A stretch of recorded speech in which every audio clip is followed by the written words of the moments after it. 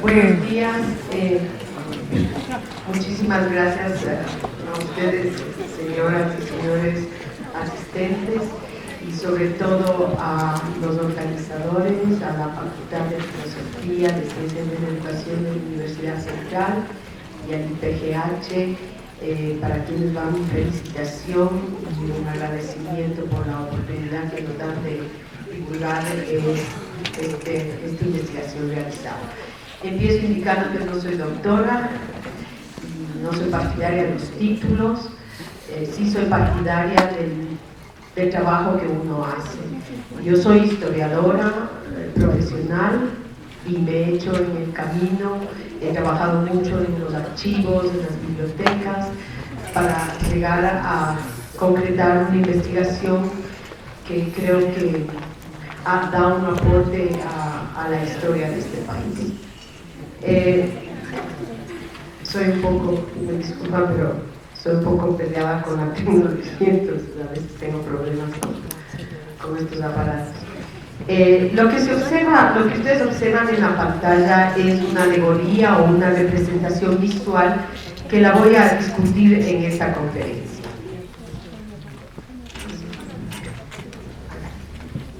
El enigmático y fascinante sitio arqueológico de Maqui Machay fue el secreto mejor guardado de los incas quiteños, que buscando su último refugio luego de la hecatombe que significó para ellos la conquista española, huyeron detrás de las sierras de la Tacunga hacia Manta, a resguardarse por siglos en una topografía emblemática e inexpugnable localizada en la histórica región de Sichos, en la provincia de Cotopaxi. Las ruinas, ubicadas a 1020 metros de altitud, fueron descubiertas con base a una investigación histórica de larga duración, realizada, como les decía al inicio, en distintos archivos, bibliotecas, conventos, iglesias y muchas jornadas de horas y días de camino por lugares inhóspitos, paisajes, buscando topónimos, antropónimos, montañas, chaquiñanes, cerros, ríos, altares, capillas, catacumbas, puentes colgantes y piedras, entre otras huellas que nos ayuden a descifrar lo que se estaba buscando. En este compromiso yo fui aprendiendo la sabiduría de nuestro pueblo, un pueblo noble y olvidado. Busqué testimonios que me ayuden a decodificar un saber encriptado en ciertas tradiciones que perpetuaron la memoria de la panaca o el linaje real del último Capac Inca del Tahuantinsuyo, Atahualpa. El hallazgo en la actualidad es catalizador de una apropiada e intensa difusión mediática internacional y nacional. El hallazgo no fue resultado de la casualidad, tampoco del azar o del error, o de que una máquina o un tractor pase por ahí destruyendo, como decía Pepe, la tola, ¿no? No fue resultado de eso, ni siquiera de la utilización de técnicas arqueológicas tradicionales. Sí fue una causalidad producida por la lectura hermenéutica, una lectura profunda de los textos coloniales, que yo los fui confrontando con la investigación en los sitios. Eso se llama la etnohistoria. El haber identificado desde la etnohistoria los indicios materiales de Maqui Machay y verificado la historicidad de una geografía simbólica que permaneció inalterada con el paso del tiempo y que está íntimamente ligada con el culto que los incas tenían hacia sus ancestros progenitores, es un aporte metodológico, y eso me lo hicieron ver sobre todo los investigadores de origen francés e inglés. Es un aporte metodológico porque se llega al monumento a través del documento. Y es un aporte metodológico porque garantiza el potencial que tiene la etnohistoria como un puente epistemológico, un puente del conocimiento entre la antropología, la arqueología y la historia. De hecho, Maqui Machay es una invitación única para reflexionar en los intersticios de las ciencias humanas y lograr un conocimiento integral sobre ese pasado mal comprendido. Maqui Machay, la última morada de Atahualpa, sin que el mismo Atahualpa y los incas quiteños instituyeran sobre su trágico devenir, se inició en el Palacio de Carangui, el Palacio de Carangui del cual ya nos habló Pepe Echeverría. Se inició en algún momento entre 1525 y 1528, poco después de la muerte de Huayna Cápac. Toda vez que Atahualpa fue investido ante el bulto de su padre con la máscara parcha, ahí tienen una representación del evento, la máscara parcha, que era la máxima insignia que le correspondía a Atahualpa con un nuevo capa o monarca absoluto de Tahuantinsuyo, en ese acto Atahualpa fundó su linaje real y también contrajo matrimonio con la Pili-Guardi, o mujer que su padre le había escogido para él, que se llamaba Cusilimayopio y que era hermana del sacerdote que presidió estas ceremonias. Ese sacerdote se llamaba Cusiyupaqui y ambos a su vez eran hermanos de Atahualpa. Ahí tenemos al Palacio de Carangui y la arqueóloga Tamara Bray, mi colega, y ambas llevamos el mismo nombre, curiosamente. Estamos justo en las ruinas, ¿no? 2 meses estuvo Atahualpa en el Palacio de Carangui, según los datos registrados por la historia, holgándose de su nuevo estatus, mientras sus generales Calicuchín y Quisquís declaraban la guerra contra el Cusco, protagonizada por el medio hermano de Atahualpa, Huáscar. Carangui es importante no por ser o no ser la cuna de nacimiento de Atahualpa, o porque fue un bastión que buscaban los incas. Yo pienso que Carangui va mucho más allá que eso. Es importante porque se constituye en el espacio físico figurado en el que por primera y única vez en el Tahuantinsuyo un inca se coronaba lejos del ombligo del mundo y en ese acto instituía su propio linaje real o su panaca. De hecho, la expresión Quito, el otro Cusco, que aparece de forma reiterada en la literatura de los siglos XVI y XVII, no es una metáfora, pues con la ascendencia de Atahualpa se trasladó militarmente el centro de gravedad, Cusco, a la frontera más lejana del norte del Chinchaysuyo, Quito, y se reordenó el concepto de sucesión por méritos, al ser la invasión bélica, no la expulsión del otro, como ocurrió con el Inca Pachacutic y los Chancas, lo que en última instancia determinó su condición de nuevo Dios sobre la tierra. Les explico. En el Cusco, Pachacutic, el bisabuelo de Atahualpa, es considerado el máximo, digamos el mejor de toda la dinastía inca, porque con él se generaron una serie de cambios en el imperio. Pachacutic, para su ascenso, él expulsó a los chancas del Cusco, y ese fue el mérito militar que le llevó prácticamente al ascenso y a realizar todo este gran cambio. Él expulsa al otro. Con Atahualpa se va a dar algo muy interesante, y es que los generales de Atahualpa, Quisquis y Calicuchima, se toman el Cusco. Ellos no van a escuchar, ellos se toman el Cusco, y al hacerlo, simbólicamente el centro militar se habría trasladado, desde el cual se organiza todo esto, habría sido Carangui.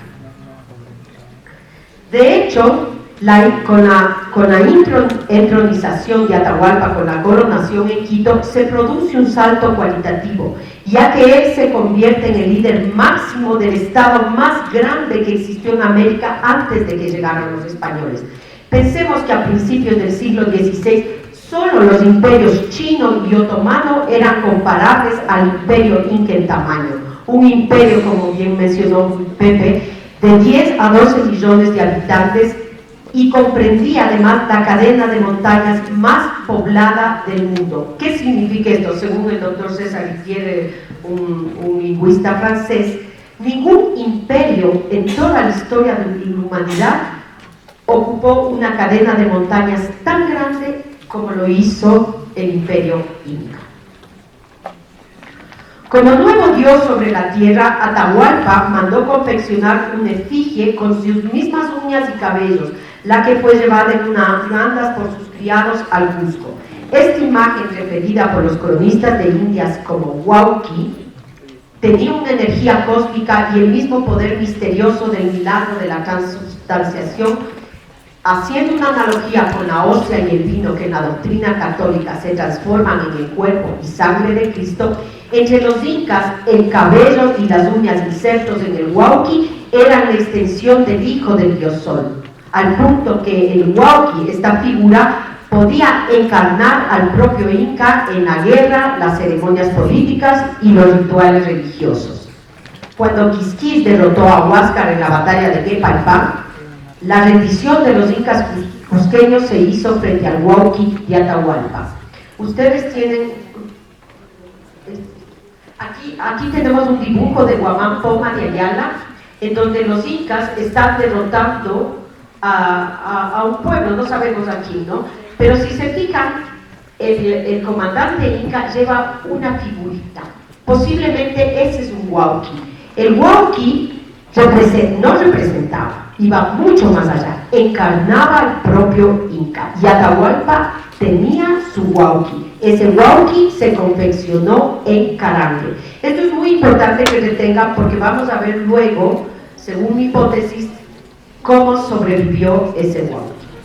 Mientras el Cusco era doblegado por los incas quiteños, Atahualpa era capturado en Cajamarca por los españoles y a los pocos meses ajusticiado con la pena del garrote. Que 3 o 4 días después de ser ejecutado Atahualpa, el 26 de julio de 1533, su cuerpo fue sacado de la iglesia primitiva que tenían los cristianos en Cajamarca y llevado al Quito Inca, es un hecho histórico que generó un producto historiográfico concreto que se llama Rumiñahui.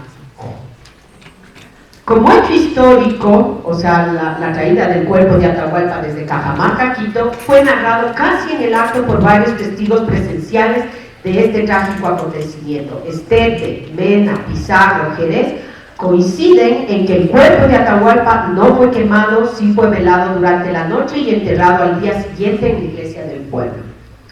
Poco menos de 9 meses después de esos acontecimientos en Cajamarca, hay documentos oficiales registrados en donde se menciona que Francisco Pizarro Diego de Almagro, o sea, el documento versa sobre las disputas entre Pizarro y Almagro, y ahí se dice que un marinero, ¿no?, de nombre Juan Díaz, dice que Benalcázar, que venía a conquistar Quito, se topó con gente y que esa gente se topó con unos indios que llevaban el cuerpo de Tabalípuca a enterrar a Quito, a su tierra. Estamos hablando de un documento de 1534, o sea, al poquito tiempo de los acontecimientos sabemos que algo quedó de Atahualpa después de Cajamarca, ese algo se trajo acá. Y ese algo fue visto por los hombres de Benalcázar. Pero corresponde al cronista Juan de Betanzos, cuyo informante fue la propia esposa de Atahualpa, la Cusimayoglio, con quien se casó en Carangue, recuerdan ustedes, la versión más depurada sobre este suceso. Betanzos narra que Cusi Yupanqui trajo el cuerpo de Atahualpa desde Cajamarca hasta Quito y le entrega a Rumiñahui. Y Rumiñahui realiza las honras fúnebres, esto va a tener lugar en Riobamba, en la antigua Riobamba, realiza las honras fúnebres y Rumiñahui le va a asesinar a quien le entregó el cuerpo. Le va a asesinar a Cusi Yupanqui o al famoso Illescas. Esta escena fue retratada, fue dibujada por Guamán Poma de Ayala. Ustedes tienen aquí el dibujo, aquí está el malvado supuestamente de Rumiñahui asesinando, ya le había asesinado al Cusi Yupanqui o al Illescas, que fue el que le entregó el cuerpo. Si Rumiñahui, y esto es muy importante porque es gracias a un trabajo que realicé sobre Rumiñahui, ese trabajo, el haber cuestionado la figura de Rumiñahui, lo que me lleva a indagar en otras dimensiones. Les decía, si Rumiñahui no cometía este crimen, como actor histórico habría pasado desapercibido. Paradójicamente fue este mismo delito, el haber cometido este crimen, lo que va a nutrir mitos y leyendas en torno a Rumiñahui y al cuantioso tesoro que él había escondido mientras resistía a los españoles. La historiografía, es decir, la forma de escribir la historia, no reparó que para la resistencia de los incas quiteños el verdadero tesoro era el cuerpo de Atahualpa y no las valijas personales o sus cosas. El silencio historiográfico sobre qué pasó con el cuerpo de Atahualpa después de lo que Rumiñahui secuestró fue el motivo de muchos años de investigación, ya que desde la década de 1980 empecé a estudiar a los incas y a Rumiñahui, justamente cuando tuve la oportunidad de descifrar el testamento del hijo de Atahualpa. Atahualpa, poco antes de ser condenado, aceptó el bautizo católico, no por fe, sí por terror. Por terror a que su cuerpo sea quemado, pues con su muerte le correspondía a su hijo Topatauchi recibir la Mascapacha y fundar un nuevo linaje o una nueva panaca. Esta fundación del nuevo linaje o la nueva panaca se legitimaba, o sea, tenía que ser aprobada, digamos, oficialmente ante el cuerpo del antecesor, ante el cuerpo momificado o el maqui del antecesor. Entonces, si no había cuerpo, no había linaje. Por eso es que Atahualpa tuvo pánico a ser quemado y dijo, sí, acepto el bautizo, pero con tal de que no destruyan mi cuerpo. Y es que, muerto el Inca, y esto es muy importante sobre todo para la arqueología, ¿no? Y para los ciertos investigadores, hay que entender que muerto el Inca no era enterrado bajo tierra. El Inca muerto seguía siendo visible y asequible, era objeto de rituales periódicos con los vivos. Como cuerpo inmortal, el maqui neutralizaba el tiempo, apareciendo siempre fresco y majestuoso en contraposición a la decadencia. La misión que Atahualpa encomendó a Rumiñahui, su hombre más leal, fue la de preservar su familia más íntima. Por eso, poco después de su captura, le encargó sus pequeños hijos y cuando su muerte, Rumiñahui se apropió de ese cuerpo. Actuación que la historiografía no comprendió, sea para mal o para bien, al estigmatizar a Rumiñahui como traidor o héroe nacional. Que la momia de Atahualpa de Huayna Cápac, custodiada por Tomebamba Panaca, demoró más tiempo en ser trasladada desde Quito hasta el Cusco que el cuerpo de Atahualpa ser llevado desde Cajamarca hasta Quito, considerando en este caso el factor distancia, es un cálculo que nos alerta acerca del conocimiento avanzado y la genialidad que habían tenido los incas en todo el imperio, incluyendo Quito, sobre la preservación o momificación de que eran objeto los fundadores de las panacas reales o de los linajes reales. Pensemos, ustedes saben, Huayna Cápac murió en Quito y su cuerpo fue llevado al Cusco. Atahualpa muere en Cajamarca y su cuerpo es traído a Quito.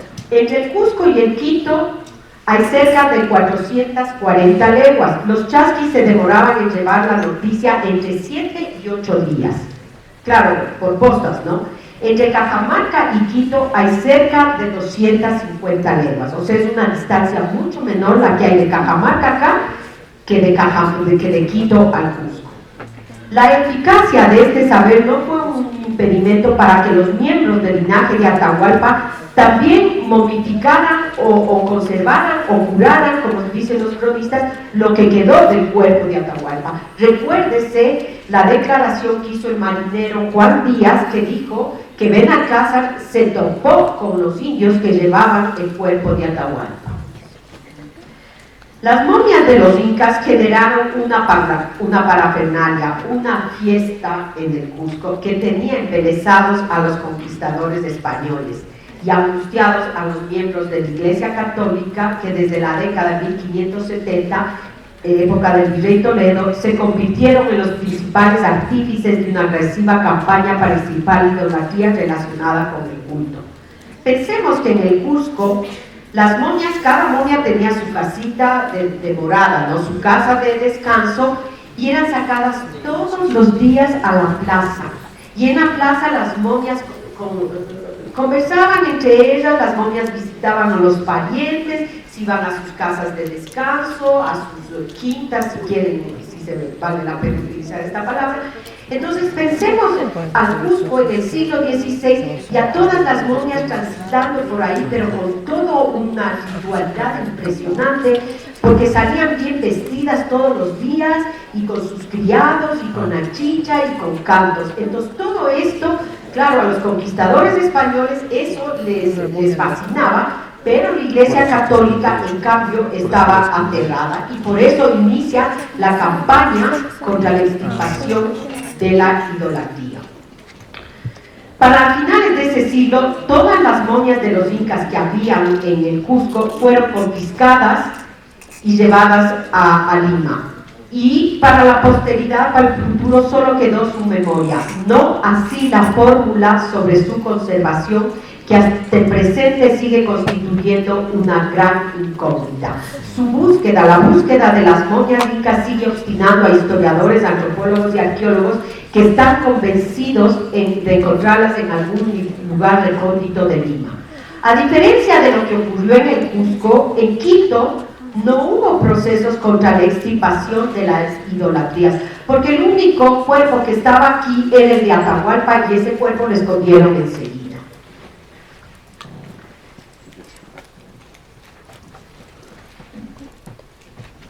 Que en la fase final del Holocausto que les tocó vivir a los incas quiteños, los líderes de la resistencia se dirigían hacia Sitges es un hecho histórico registrado en varias fuentes primarias tempranas y en diversos relatos de los cronistas de Indias.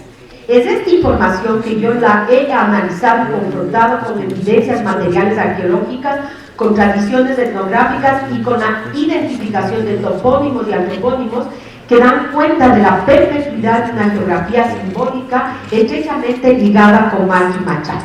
Como hecho histórico tenemos la probanza del conquistador Diego de Sandoval, que tiene frente a ustedes, redactada a escasamente 5 años después de que Sebastián de Benalcázar y sus hombres, con la ayuda de Tucumán, que fue el cacique de la Tacunga que traicionó a Rumiñahui, se refiere a la encrucijada de Rumiñahui, el principal líder de la resistencia, a quien acompañaban Soposopaque, el gobernador de Quito, Quimbalimbo, Ninanino y Razo, que fueron exterminados en un acto de extrema perversidad, pues sus cuerpos fueron quemados.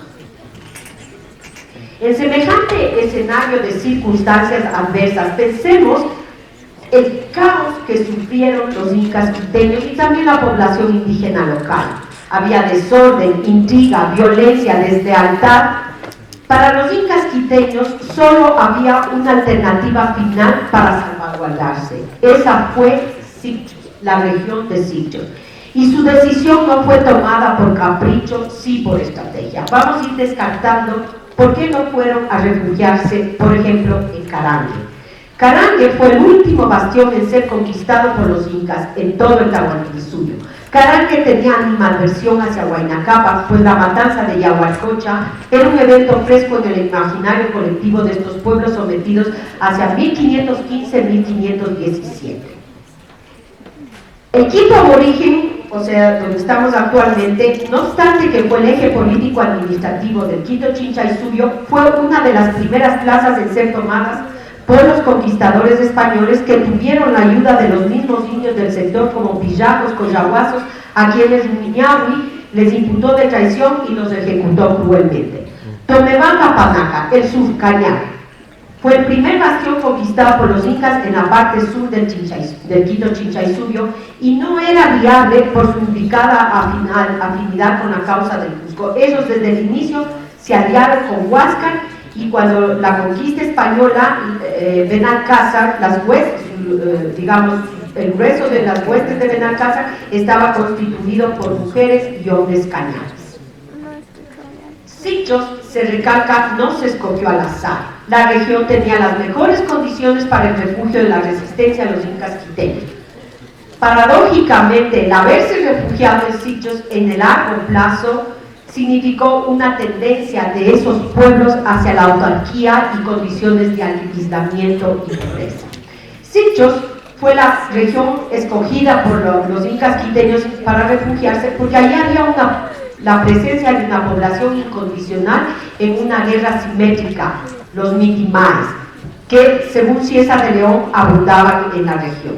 Los mitimaes fueron el recurso humano ideal que utilizaron los incas para el surgimiento del Estado, la expansión del imperio y la implantación de un nuevo orden con cambios estructurales de tipo político, militar y religioso. En segundo lugar, la existencia de una infraestructura adecuada para la defensa. El arqueólogo David Brown, que está aquí presente, es para mí el mejor experto en arqueología inca en la provincia de Cotopaxi. Él ha identificado un cinturón de pucarás o fortalezas y una importante red de caminos incas entre las tierras altas y subtropicales. Este reconocimiento es contundente en razón de que los incas necesitaban de caminos para poder tomar cualquier acción e iniciar la retirada. Pensemos que en menos de 3 horas de camino a pie se desciende desde Chuchilán a las ruinas arqueológicas incas de Malquimanchay. Yo lo he experimentado. En tercer lugar, las tierras privadas más importantes desde el punto de vista simbólico de la familia de Atahualpa y también de Huayna Cápac estaban en el sector comprendido entre Putubibi e Isinchi, conectadas por una línea de mira con la laguna del Quilotoa y Malquimanchay. Ustedes tienen aquí, por aquí está Pujili, aquí están las tierras privadas de Atahualpa, las más importantes, ya voy a hablar sobre eso, y aquí tienen la laguna del Quilotoa y aquí está Manchay, Matacacito Mali.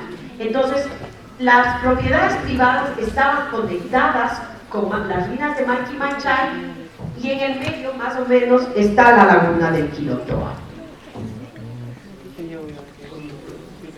Los incalistas arguyen que en la época del Chet los incas buscaron las tierras bajas para esconderse. Se refieren sobre todo a Manco Inca y su familia que huyeron a Vilcabamba, el Perú, y que implantaron el estado neo-inca posterior a la conquista española. Algo similar habría ocurrido con los incas quiteños, pero sus motivaciones fueron otras. Para ellos había que esconder el símbolo más importante de la familia de Atahualpa, su maqui o cuerpo momificado o lo que quedó de él después de Cajamarca, y su huauqui o efigie de la furia de los españoles.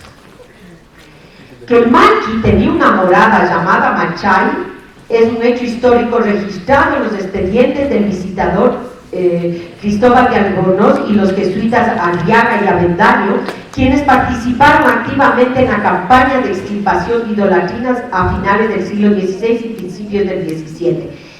Ellos mencionan, con estas palabras, más de 10.000 cuerpos fueron confiscados, más de 10.000 cuerpos, a los cuerpos ellos los llaman malquis. Estos cuerpos fueron confiscados de su Manchay. Las dos palabras son claves porque fueron a través de esas dos palabras que yo llegué a Malquimanchay. Las ruinas arqueológicas de Malqui fueron descubiertas en el año de 2004 y están en la parte baja de una hacienda del mismo nombre.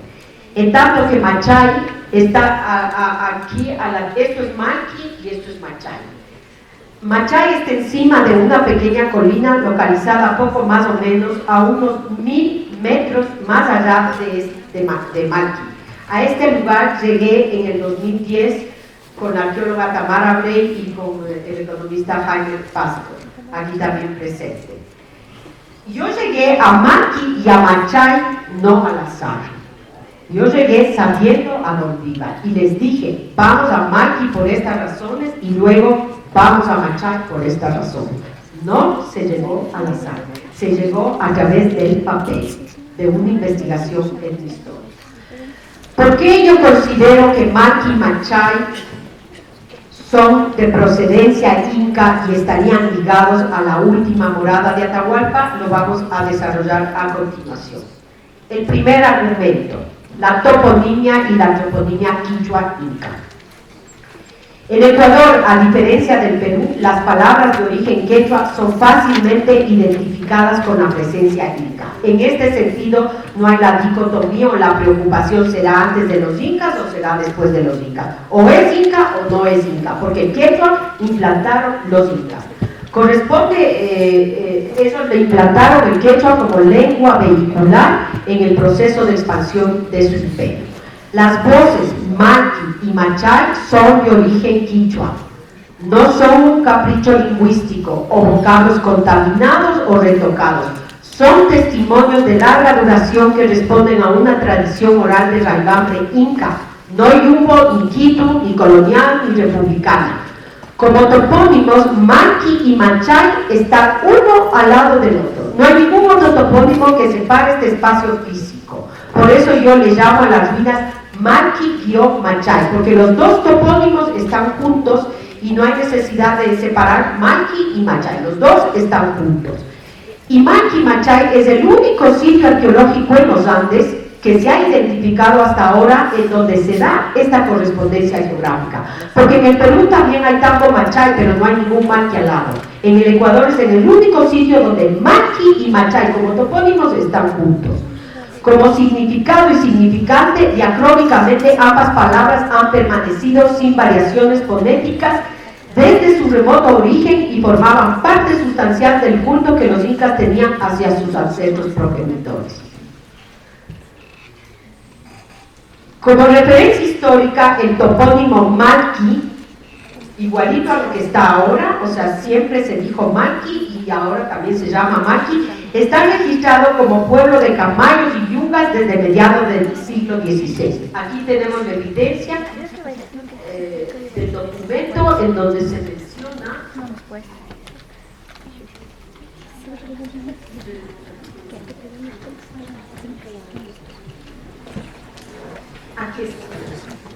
aquí dice Maqui. Si ven la palabrita, es medio difícil leerla, pero como yo leo más o menos en documentos, enseguida aquí. Maqui siempre se llamó Maqui. Y Machay lo tengo ya registrado como antropónimo, o sea, como apellido, desde 1614 en Cotopaxi y como río y hacienda desde el siglo XVI. Desde el siglo XIX, perdón. Curiosamente, el topónimo Machay también es mencionado como Picho, que fonéticamente, o sea, encontré un documento que dice Machay o Picho. Fonéticamente se asemeja a Machu Picchu, que habría sido el nombre original del complejo monumental de Machu Picchu, tierras privadas que pertenecieron a la panaca o linaje real de Pachacuti, que fue el bisabuelo paterno y tatarabuelo materno de Atahualpa. Otros topónimos quichuas identificados en la histórica región de Sicho son Amanda, Pachigua y Cuchipamba. La voz Amanda se refiere a sabio, prudente y se relaciona con cosas espirituales de Dios. Como topónimo se trata de un pucará inca a manera de churro localizado a 3.625 metros de altura, desde el cual se tiene una panorámica espectacular del horizonte, pues en un día despejado es posible divisar los irinizas, el Cotopaxi, el Corazón, el Atacazo y el Pichincha. Tenía una vista espectacular. El doctor David Brown ha excavado en Amanta y no me dejará mentir. Desde Amanta se divisa digamos el contorno de donde estaría Maqui y Machay, así como la laguna del volcán Quilotoa. También desde Amanta y ya bajando hacia Maqui y Machay hay un cerrito de piedra al que los moradores le llaman Apachigua, topónimo de voz quechua que en mi opinión es una hipótesis. Sospecho que es una deformación de la voz quechua apachita. La pachita, ustedes tienen aquí el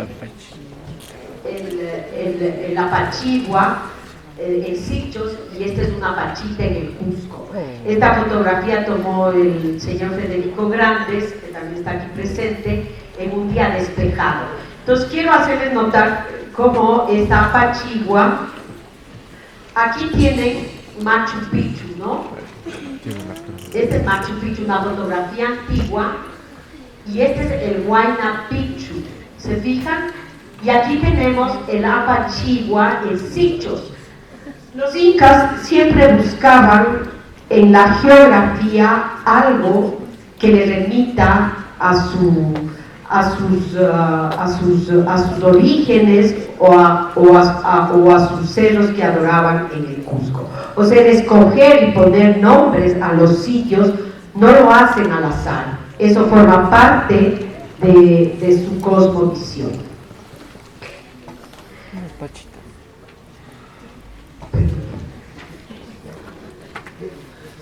También tenemos topónimos y antropónimos. Por ejemplo, tenemos el antropónimo Humajinga, que es de este señor. Humajinga en quechua significa cabeza de Inca, y fue, que en paz descanse, el señor, murió recién, pero él fue nuestro informante, él fue el que nos informó dónde estaba Machay. Y él nos dijo que sus antepasados habían sido huasipungueros de la hacienda Maqui desde que él recuerda, ¿no? En el sector también he podido identificar otros antropónimos como Ilaquiche o Ilaquita. Ilaquita era el antropónimo de un tío de Huayna Cápac, y un hijo de Atahualpa también tenía el mismo antropónimo. Y abunda el antropónimo Yupangui. Yupangui es un apellido de nobleza, así como Tocumbi o Cumbi. El segundo argumento, y creo que es la parte más interesante, la arquitectura inca. Me voy a referir específicamente a Machay y no Maqui, porque Machay está en la parte superior y son las ruinas más imponentes. Machay no es una construcción aleatoria o un simple cúmulo de piedras. Se observa que el espacio ha sido organizado alrededor de una plaza en donde se han construido con piedra trabajada algunas estructuras que desde la etnohistoria las he identificado. Hay 4 estructuras que las he identificado desde la etnohistoria, no desde la arqueología, pero con base a la documentación que tengo y a la lectura de cronistas de Indias y de otros estudios, he identificado un baño del Inca o un estanque, un ritual usnu o asiento del Inca, un pucuyo o bóveda del Inca muerto, así como otras edificaciones de tipo unicelular.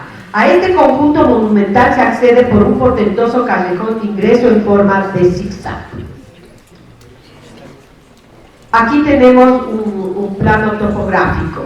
Las estructuras identificadas, a ver, este es el callejón, por este callejón se ingresa, ¿no? Entonces, lo que tenemos es, aquí estaría el usnu, aquí un pupuso, aquí está el estanque y esta es la plaza.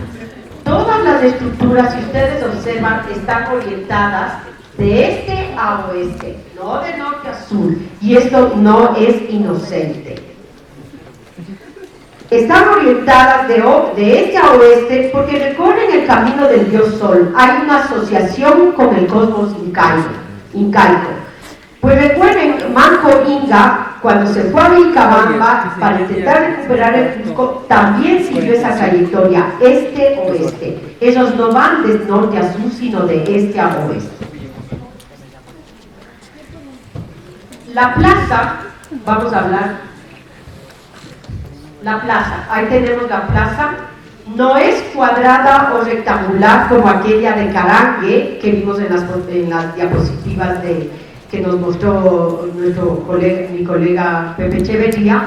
No es cuadrado rectangular o como la de Cusipata en el Cusco, es de forma trapezoidal y evoca el dibujo de Santa Cruz Pachacuti Yanqui en que se representa la cosmogonía inca. Este es el dibujo de Santa Cruz Pachacuti Yanqui.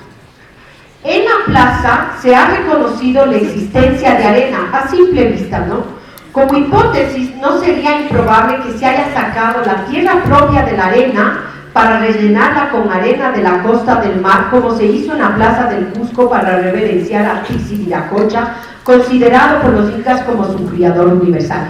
Aunque también es factible que se trate de ceniza volcánica, posiblemente de la laguna volcán Quilotó, pero esta es una inquietud que tendrá que ser dilucidada por la arqueología. En el eje sur de la plaza está lo que llamamos el baño del Inca, una especie de estanque. Aquí está el baño del Inca.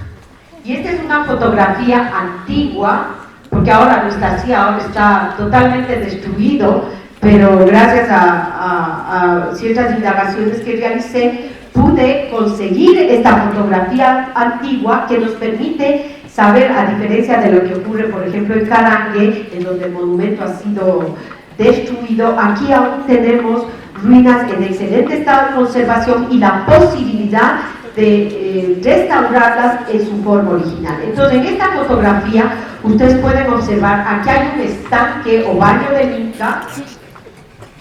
El agua sale por aquí y viene a desembocar acá. El estanque no es muy profundo y tiene un sistema de distribución del agua complejo. Todo está construido en piedra. El líquido vital se recolecta por un acueducto descubierto en la superficie que viene desde más arriba, viene desde acá arriba, de la cima de la loma, y desemboca en el estanque a través de dos vertientes en forma de cascada, con lo cual se distribuye la caída del agua en una velocidad casi igual. La misma estructura que hay aquí, porque ahora solo se conserva un poquito de esto, había a este otro extremo. Posteriormente, el agua del estanque es conducida por un canal subterráneo cubierto y descubierto que pasa por debajo de una placita rectangular contigua y cuya salida es de forma trapezoidal. Aquí está la forma trapezoidal, al igual que la de la plaza, ¿no? Nuevamente el canal se entierra para finalmente confluir en el río Machay que rodea la colina. Según la arqueóloga Bray, cuando llegamos a Machay y ambas estábamos muy emocionadas del descubrimiento, porque yo sabía, les confieso, que había que ir a Machay, por las razones que les he explicado. Lo que no sabía es que iba a descubrir las ruinas. Entonces ambas estábamos muy emocionadas y bueno, yo le pregunté a ella, ¿por qué dices que es inca? Porque yo no soy arqueóloga, yo soy historiadora, entonces no puedo opinar sobre los restos arqueológicos incas. Y le dije, ¿por qué dices que es inca? Y me dijo, por esto, y me señaló este canal de agua. Me dijo, solo los incas construyeron este tipo de obras, ¿no? Solo los incas, los pueblos como Yupos o Quitus no construían de esta manera. Por eso yo defiendo a capa y espada la procedencia inca de Malqui Machay. Y creo que ahora también algunos arqueólogos. En el eje norte de la plaza está el elemento,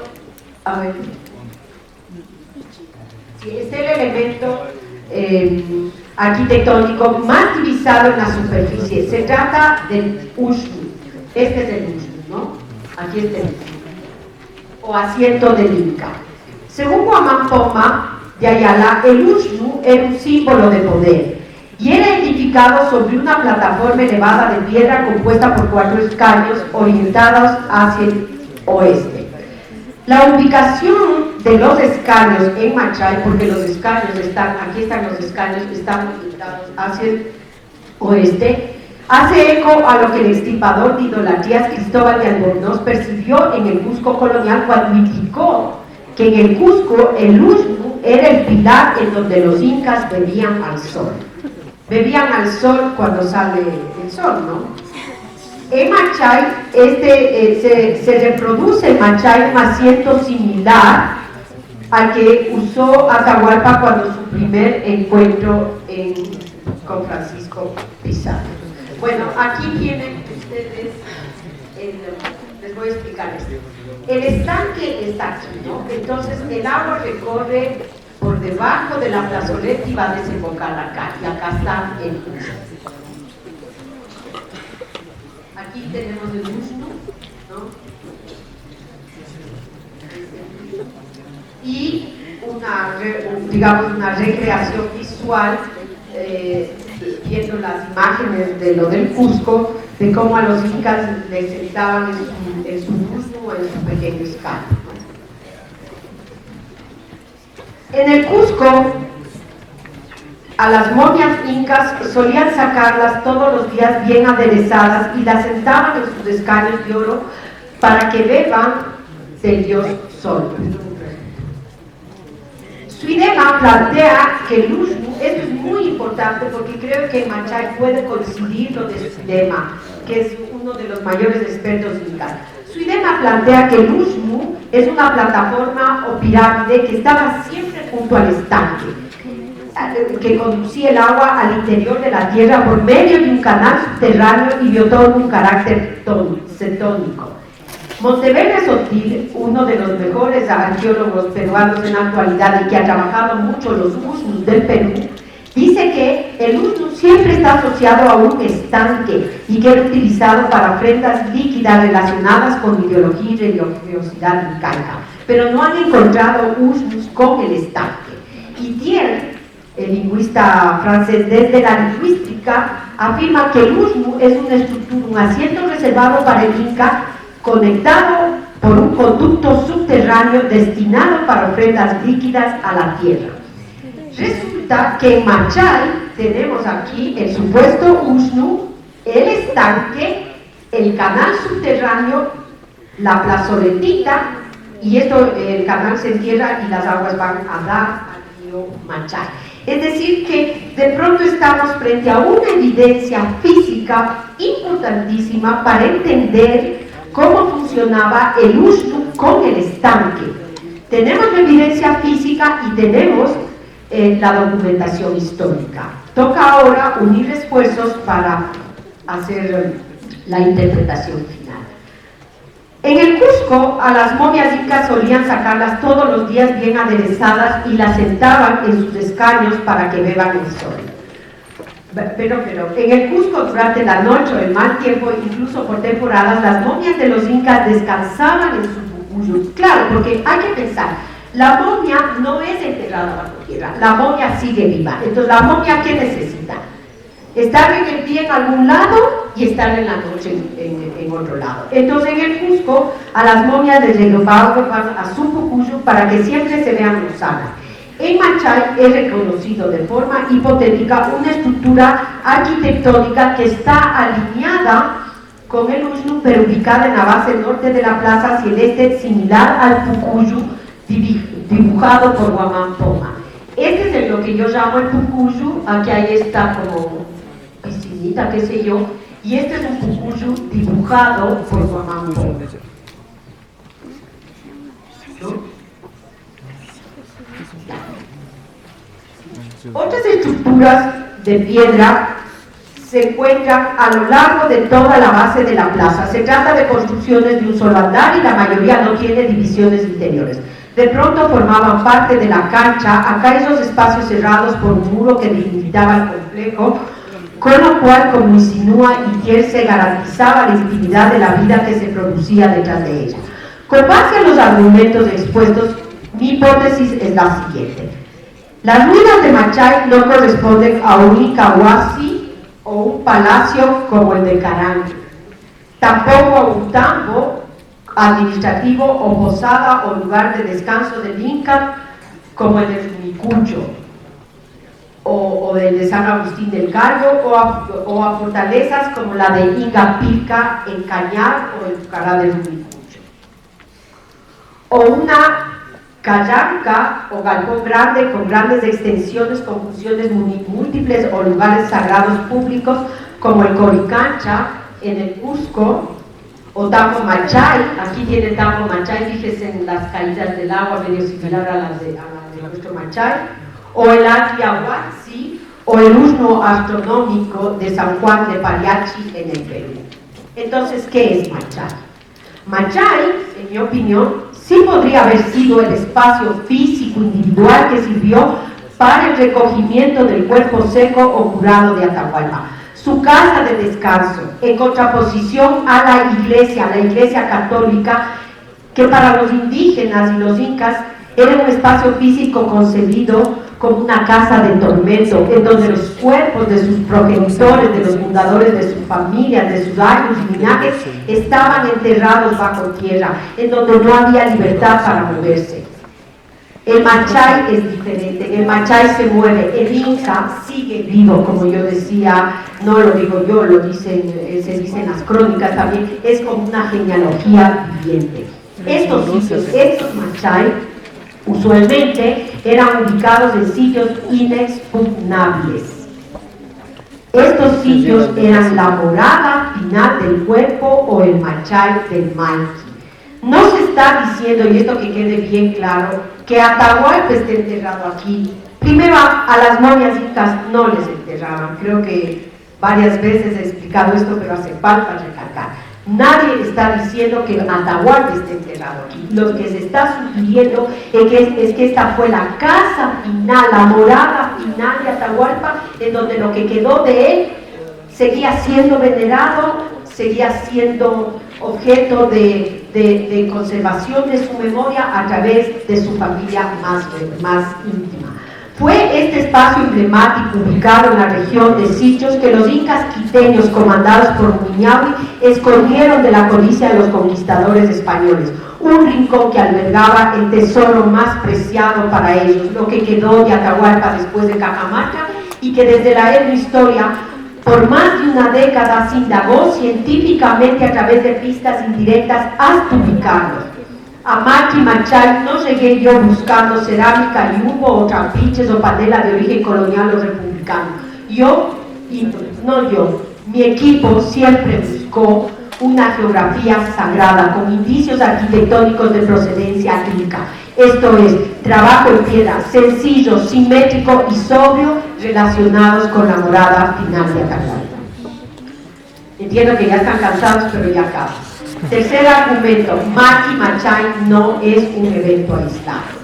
Que las ruinas arqueológicas incas de Maqui Machay forman parte de una geografía ritual y un complejo más amplio que incluye a la laguna de Quilotoa y el santuario del Divino Niño Jesús Isiche en Uturibi, es un hecho histórico con una transmisión etnográfica vigorosa, la fiesta del danzante Pujilí.